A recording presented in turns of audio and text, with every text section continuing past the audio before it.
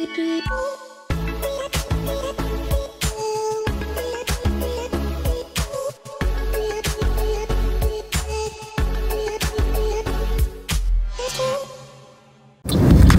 everybody, Menachem Brodie here with you once again from Vortex Training, your certified and experienced USA Cycling expert level coach and strength and conditioning coach. This is part 2 of our drafting. So we saw in the park last week, Noah was working with Maytal on drafting. Here we're out on the open road in the follow car. So we have our lovely dash mount, so we're actually able to see as these guys are going along through our team ride. You'll notice that they're working together. This is pacing off the back, so working one after the other. You'll notice they're not necessarily sitting directly behind one another because the wind is coming a little bit from the side today.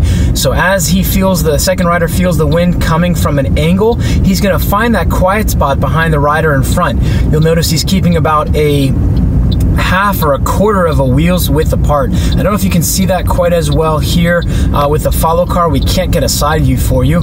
Again, we're in the mount in the follow car, so it is what it is. Let's see if we can move just a little bit. There's a little bit of movement. But as he flares that elbow out, we want to have that rider off the back or at the back not take a huge acceleration as we just saw Mir do. We want to do is slowly accelerate very, very tiny bit.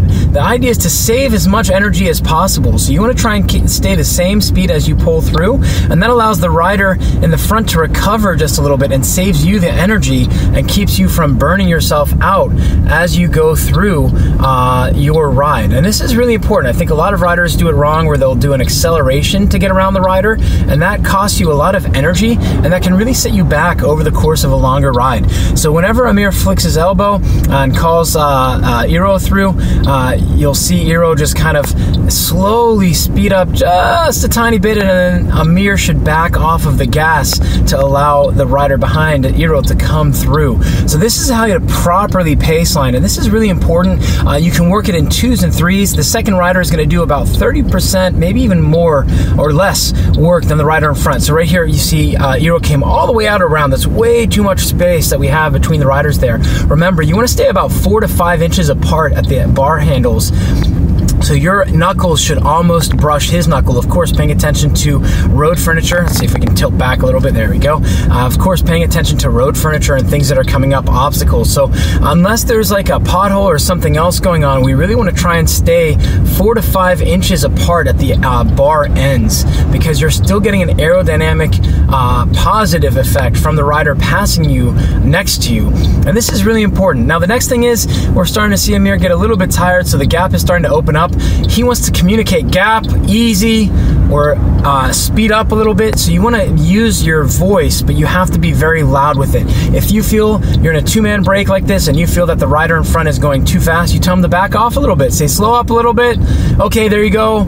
Or communicate even better, how fast did you want to go? So if this were me, I'd say 25, hold 25. That way I'm communicating to the rider, I want 25 miles an hour, no more, no less, or 23, whatever it may be. So we'll see how these guys do. We have a in a half kilometer, turn right. There we go. I was going to say we have a right-hand turn coming up here in a little bit, and we want to make sure that these guys are communicating. They should be able to keep that pace going all the way through, even with that turn. So the two things, we want to be 4 inches or less apart at the handlebar ends, and we want to make sure we're nice and smooth. The last thing we want to do when we're pacelining like this is take a hard acceleration around the rider, unless it's the end of a race. So if we have the finish line here a half a kilometer ahead instead of a right-hand turn, then I want to accelerate hard and make that second rider pop off my back wheel because he can't hold that.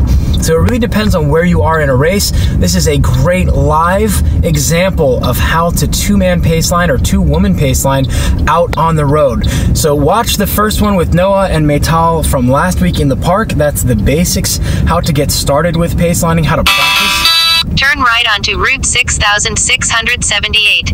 And then here is how to use it out on the road. So remember, until next time, train smarter, not harder, because it is all about you.